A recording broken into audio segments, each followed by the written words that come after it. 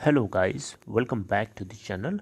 Guys, इस video में हम लोग बात करेंगे दीवान हाउसिंग फाइनेंस लिमिटेड के बारे में। इसके थर्ड क्वार्टर के रिजल्ट को पोस्ट कर दिया गया है, उसको भी हम लोग जानेंगे। दूसरी चीज़, इसको जो कंपनी खरीद रही है, जो इसका बिडर है, उसको भी जानेंगे। उसके अलावा आप शेयर होल्डर्स का क्या भला होगा इस कंपनी के अंदर, उसको भी हम लोग डिस्कस करेंगे। लेकिन सबसे पहले फ्राइडे के दिन के स्टेटस को आप लोगों के साथ शेयर करूँगा। फ्राइडे की ओपन प्राइस की बात करें तो 13.55 के ऊपर ओपन हुआ और उससे पहले वाले दिन की क्लोजिंग प्राइस देखेंगे तो 14.25 था। 13.55 की ओपन प्राइस के बाद 14.95 का हाई बनाता है, जो कि अपर सर्किट बैंड लगा था। लोअर सर्किट बैंड पे ओपन हुआ 13.55 के ऊपर। 52 वीक लो अगर आप देखें तो दीवान हाउसिंग फाइनेंस लिमिटेड का 8.35 है और 52 वीक हाई है 42.85 का। 14.95 के ऊपर क्लोजिंग देता है, जो कि 4.91% और 0.70 रुपये ऊपर क्लोज होता है अपने प्रीवियस क्लोजिंग प्राइस के रेस्पेक्ट में। टोटल वॉल्यूम ट्रेड करता है 1,39,41,870, आउट ऑफ विच 100% पूरी की पूरी क्वांटिटीज जो हैं डिलीवरी के लिए उठा ले जाती हैं। बीएसई के ऊपर का स्टेटस आप लोगों के साथ शेयर करूंगा। 9,86,351 क्वांटिटीज ट्रेड होती हैं, जिसमें से 59.17% डिलीवरी। वहीं अगर हम बात करें तो टोटल मार्केट कैप तो वो है 469.17 करोड़ रुपए। अगर हम टेक्निकली देखें तो बहुत ही ज़्यादा ये बेरिश था, बहुत ज़्यादा बेरिश था।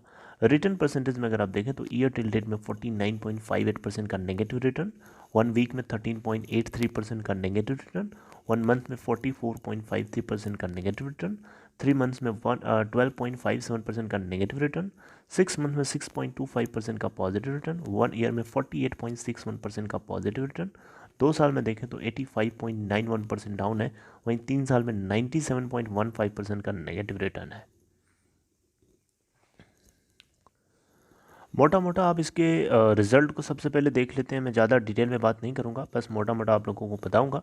दीवान हाउसिंग फाइनेंस लिमिटेड ने Q3 दिसंबर 31, 2020 को जो एंड हुआ उसका जो उसके अंदर इन्होंने जो अर्निंग्स है इनकी वो इन्होंने पोस्ट कर दिया है। अगर आप देख सकते हैं यहाँ पे, आपको पता भी होगा, अगर नहीं पता है तो आप देख लीजिए। Dewan Housing Finance Limited Corporation Limited DHFL ने इस बार इनको नेट लॉस हुआ है 13,095.38 करोड़ का इस क्वार्टर में। आप अगर हम 2019 के दिसंबर क्वार्टर की ये बात करेंगे तो इनको उसमें गेन हुआ था 934.31 करोड़ का। लगभग 934 करोड़ का इनको गेन हुआ था, प्रॉफिट हुआ था नेट लेवल पे। लेकिन इस बार इनको नेट लॉस हो गया, राइट। 13,100 करोड़ के आसपास आप मान लीजिए मोटा मोटा। इसके अलावा अगर आप बात करें टोटल रेवेन्यू की, जो कि टॉप लाइन होता है कंपनी का, वो दिसंबर 31, 2020 को जो निकलता है इस क्वार्टर का, वो है 2,206.58 करोड़ रुपए। जबकि दिसंबर 2019 के क्वार्टर में देखेंगे तो ये वैल्यू थी 2,431.81 करोड़ रुपए, राइट। तो आपको पता है दीवान हाउसिंग फाइनेंस लिमिटेड की क्या पोजीशन है मार्केट के अंदर, किस तरीके की सिचुएशन चल रही है इसके साथ, कितना सारा डेट था इसके पास। उस सारा डेट को रिजॉल्व करने के लिए रिजोल्यूशन प्रोफेशनल्स की टीम बनाई गई। और क्रेडिटर्स ने जो COC हैं, कमेटी ऑफ क्रेडिटर्स, वो दीवान हाउसिंग फाइनेंस लिमिटेड के रिजोल्यूशन प्लान को दीवान हाउसिंग फाइनेंस लिमिटेड के स्ट्रेस पार्ट को रिजॉल्व करने के लिए पिरामिड ग्रुप के रिजोल्यूशन प्लान को सक्सेसफुली वोट किया है, आपको पता होगा। तो आइए उसके बारे में भी देख लेते हैं कि क्या पोजीशन चल रही है। तो आप लोगों को बताना चाहूँगा दीवान हाउसिंग फाइनेंस लिमिटेड को इसको एक्वायर करने के लिए पिरामिड ग्रुप ने हाईएस्ट बिडर के रूप में निकला है। हाईएस्ट बिडिंग पे इन्होंने बिडिंग करी है, और जो बिडिंग अमाउंट है इनकी तरफ से जो किया गया वो है 34,250 करोड़ रुपए का, राइट।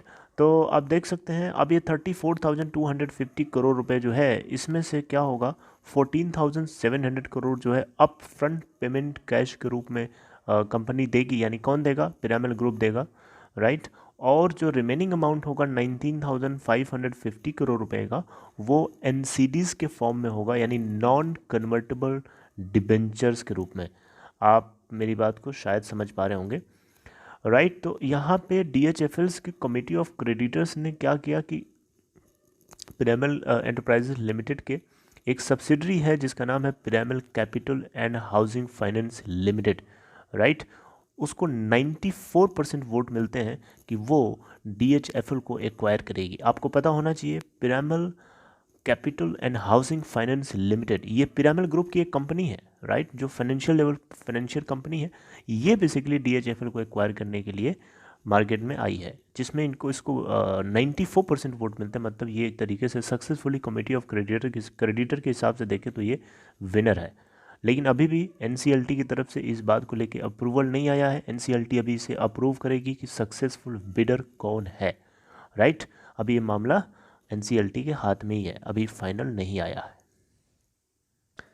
अब एक सबसे बड़ा क्वेश्चन दिमाग में ये भी आता है कि DHFL को आखिरकार पिरामिड ग्रुप एक्वायर क्यों कर रहा है, राइट। तो देखिए यहाँ पे बेसिकली इसके बारे में जो है पिरामिड एंटरप्राइज लिमिटेड की तरफ से बताया गया कि जो ये अपनी सब्सिडरी जो है इनकी pyramid capital housing Finance limited, ये बेसिकली इसके पोर्टफोलियो को डाइवर्सिफाई करना चाहते हैं, और ये डाइवर्सिफाई करके जो है अपने लोन बुक को और ज़्यादा बढ़ाना चाहते हैं। और तो ये इनका बेसिकली मकसद है इसको एक्वायर करने के लिए। तो अब हम लोग बात करते हैं तीसरे पॉइंट की, जो कि है क्या होगा इसके स्टेक होल्डर्स का, क्या इसका भला होगा। तो देखिए अभी आपको बताना चाहूँगा, लास्ट के 5 दिन का ग्राफ आपको यहाँ दिखाना चाहूँगा। आप लास्ट के 5 दिन का ग्राफ देखिए।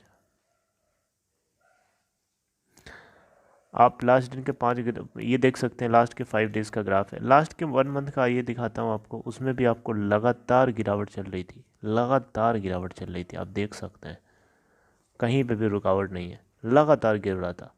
इसके पीछे क्या कारण है मैं आपको डिस्कस करूँगा अभी थोड़ी देर में। इसके अलावा लास्ट के आप 3 महीने का ग्राफ देखिए, फिर आपको और समझ में आएगा। आप देख सकते हैं यहाँ पे पहले शुरू में लोगों को लगा कि बहुत अच्छा होने वाला है, क्योंकि पिरामिड ग्रुप यहाँ पे हाईएस्ट बिडिंग करने के लिए निकल रहा है।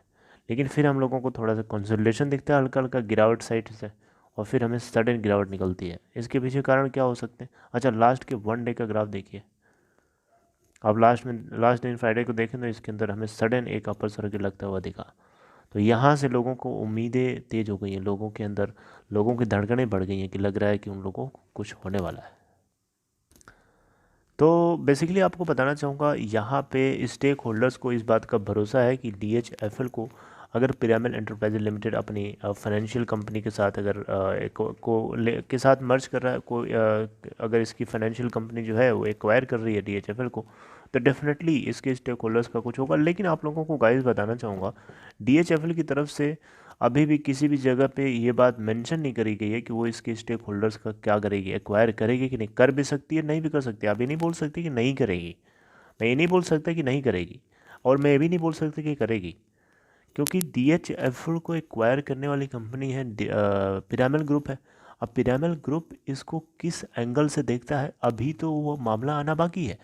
अभी आप ये नहीं बोल सकते कि नहीं करेगी, क्योंकि अभी NCLT अभी सक्सेसफुल बिडर विनर के लिए अभी अनाउंस करेगी, अभी किया नहीं है, राइट। क्योंकि NCLT भी अपना इसके ऊपर पोजीशन रखेगी, अपने अपने थॉट्स को देखेगी, वो भी एनालिसिस करेगी, उसके बाद ही तो कुछ होगा ना।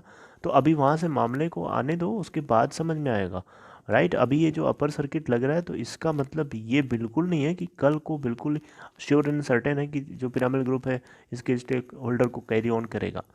ऐसा गारंटी के साथ नहीं बोल सकते। ये भी गारंटी के साथ नहीं बोल सकते कि पिरामिड ग्रुप इसको एक्वायर नहीं करेगा इसके स्टेक होल्डर्स का। ऐसा भी बोलना गलत होगा, राइट।